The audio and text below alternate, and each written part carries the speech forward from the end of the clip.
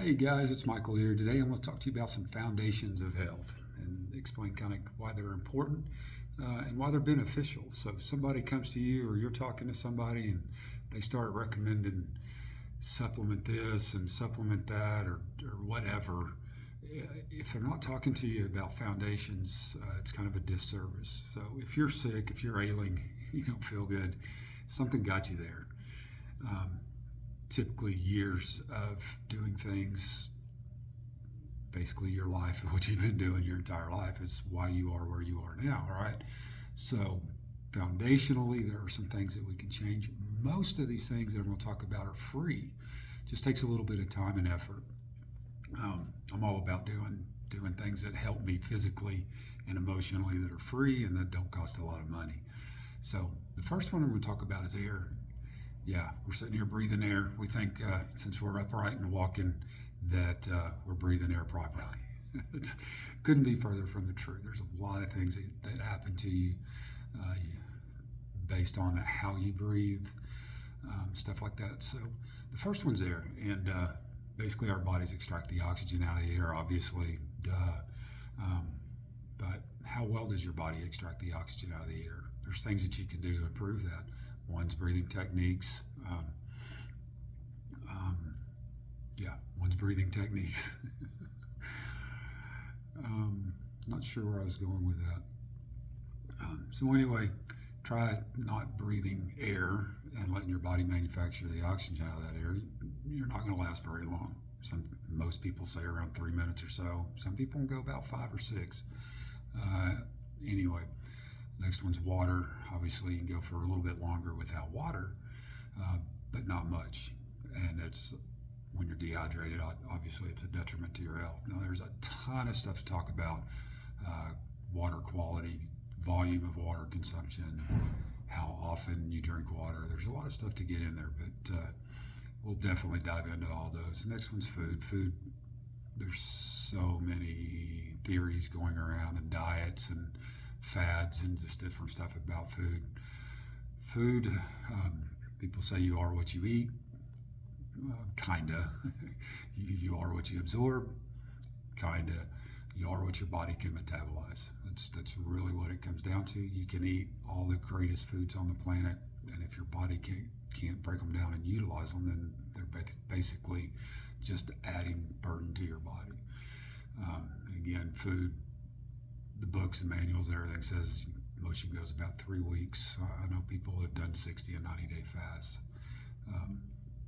So obviously you can go a lot longer than that, especially if you have a bunch of energy stored in your body.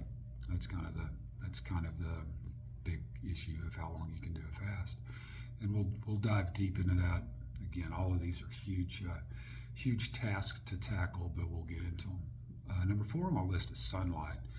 Sunlight is so important. People just don't realize sunlight sets your circadian rhythm, which controls hormones. If your hormones are out of whack, I hear everybody say, they're overweight. They say, well, my hormones are jacked up and I'm overweight. It's not necessarily the way that works. So people say they want to lose weight rather, so they can get healthy, and that's kind of reverse of the way it really works.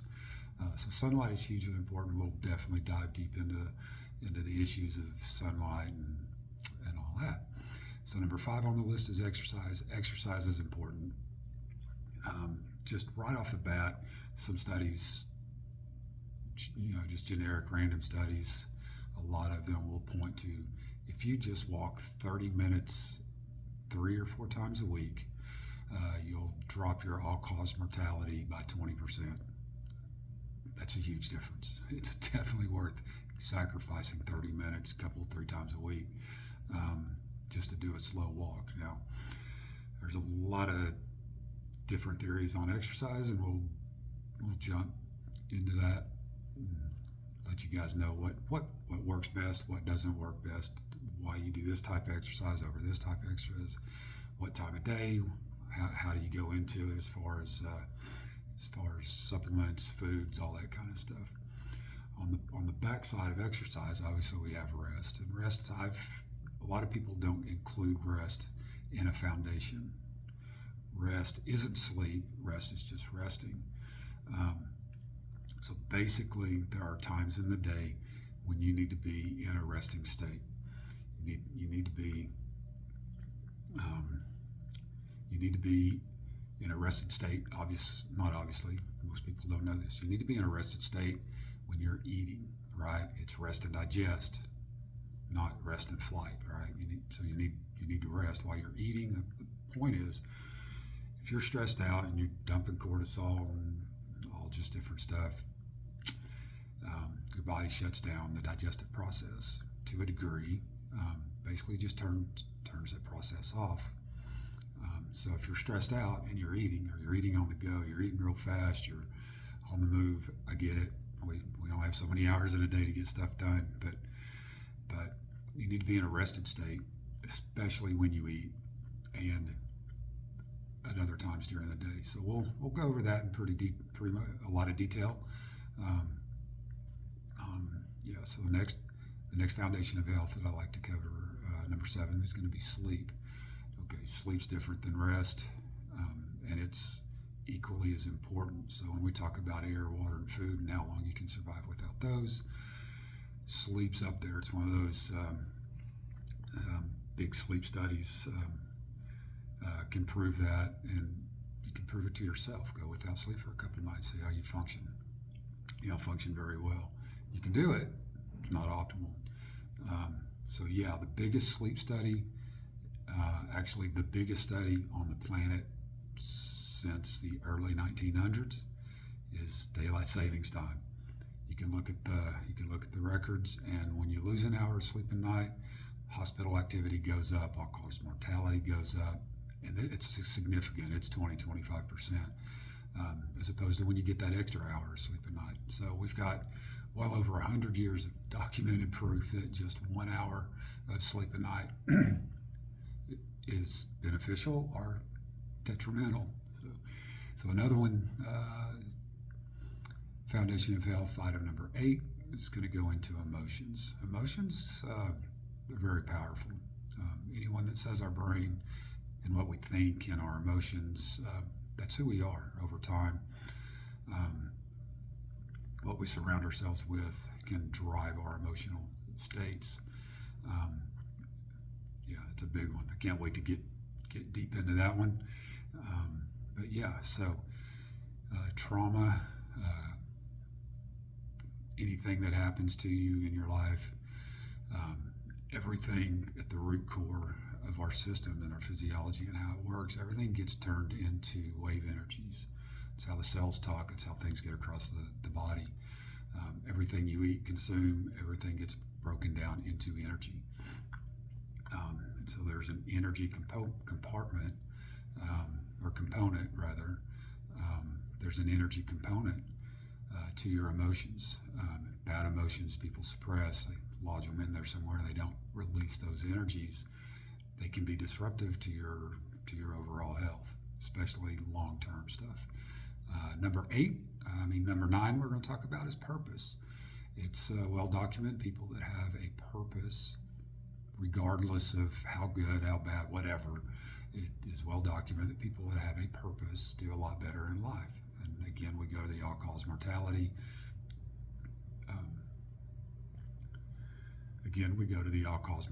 Numbers, and there's numbers up to 20%.